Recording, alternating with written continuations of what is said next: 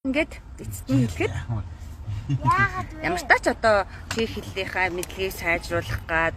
одоо би даагаад бас өөрийнхөө цаг зааванд тааруулаад боломжтой үедээ нухраан үзээд нөхөн үзээд ингээд тэ одоо би даагаад үцхийг хүссэн хэн бүхэнд одоо нээлттэй. За мэдээж ингээд онлайн хичээл үзэхэд өөрийн одоо тэр хичээл групп руу ороход ингээд заавар маврыг ойлгохгүй байгаа бол эргэн тойрондоо байгаа арай илүү техник технологи мэддэг хүмүүсээс тусламж авах тэ залуу хүүхдүүд үр хүүхдүүдээс найз нөхдөөсөө асуугаад тэр группийнхаа тэр монголоор бол нэгч хэсэг гэж байгаа тэр хэсэг рүү ороод сэдвүүчилсэн тэр нэг хэсгийн дагуу хичээлүүдэд ороод үзчих чадварыг их нээлж бас суулгахгүй бол постын дагуу хичээл үзэхгүй.